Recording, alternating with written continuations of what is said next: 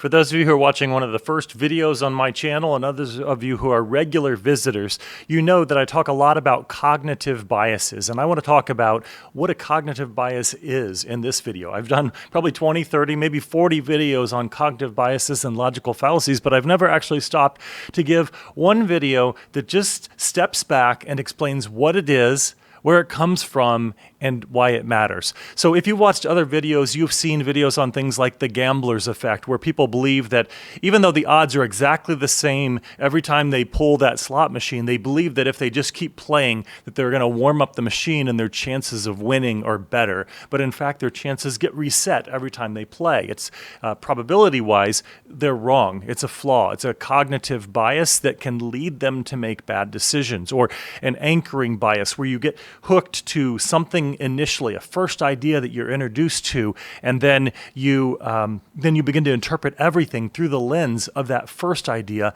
giving it more priority than the newer evidence that comes forward. So you're kind of stuck, and you've got this hook in you that just keeps pulling you back, and that can mislead you. Or the sunk cost fallacy, which suggests that when a person invests a lot of time and energy and effort in something, they want it to be true. They want it to work. So rather than just cutting their losses and going back and starting over when it's prudent to do so, they just keep pushing and they keep persevering, even though the chances of success are not very good. And then there's one that I talked about recently about the Horns effect and the Halos effect, which are sort of opposite sides, two sides of the same coin, where we tend to give more credibility to someone that we like, someone that we relate to, and if there's someone that we don't like and that's unfavorable to us, then we tend to demonize their thoughts, and they think that we assume that they're wrong.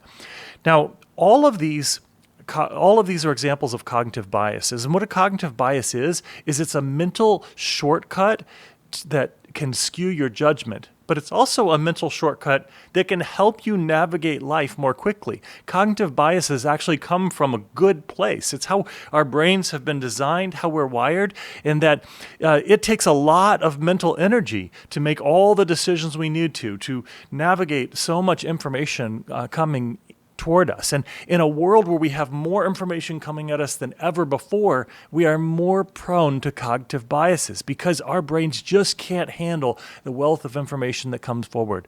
So we develop these, we use these tools, these what are called heuristics, these thinking patterns. I have a whole video on heuristics if you want to see that.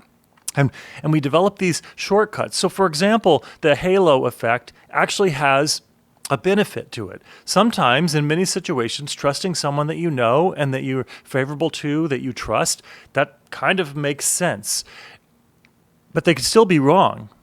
And someone that you don't like very much may actually have something very important for you and very valuable, but you dismiss it, you discredit it, you downplay it because you don't like the person.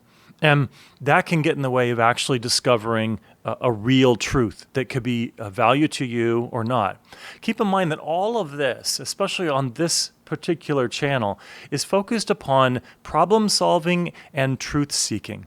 So solving a problem in a way that's actually the best. And truth seeking, meaning finding out what's actually real. Finding out if you're searching for a literal treasure hunt. That's why I love the concept of games and treasure hunts. They're great playgrounds for us in refining our problem solving and truth seeking and logical thinking, decision making, all of that.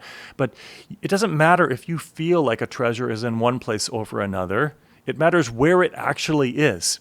And that's where cognitive biases can lead us to just following what we want to be true, our preferences. We're using these shortcuts, these heuristics that can be good in select circumstances, but we're overusing them and they can lead us to making really bad decisions. So in an earlier video, many viewers missed the correct solution to a riddle because it didn't actually fit their initial assumption. You can go back and look and have that. Or one that I found really telling as well, because I wasn't talking about political matters at all. In fact, I wasn't even thinking about political matters. But when I was talking about the halo and horns effect, some people immediately gravitated toward politics.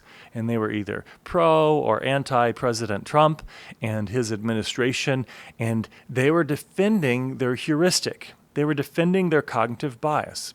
Like they would say, it is best to assume ill intent, to assume that there's something more going on if it's coming from this person that I don't like. And while there is some kind of rationality to that, if you have over time really avoided cognitive biases and you've checked with different people and different sources, really triangulated, where you kind of look at something from multiple angles to see if you missed anything from one angle, and you've really come to realize that this person has a pattern of not being trustworthy, then maybe that heuristic can help you. But they could still say something true and valuable, and if you overuse that heuristic, you miss the treasure, the truth, or the solution that's going to best serve you or other people or something like that. That's why I often talk about the role of being dispassionate. And being dispassionate is not particularly trendy or popular in society today. People think that the more passionate you are, the better. But when it comes to clear decision making and problem solving and other things like that, passion is not always our best friend. I think about an example of a surgeon and she is keenly focused upon conducting a very nuanced brain surgery on an individual. It requires precision, careful thinking, monitoring the situation with great detail. Now, you don't want that doctor to just be passionate about it.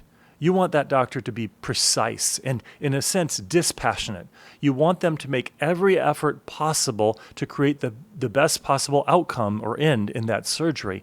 And that comes from removing cognitive biases, removing logical fallacies, using your best clear thinking and problem solving.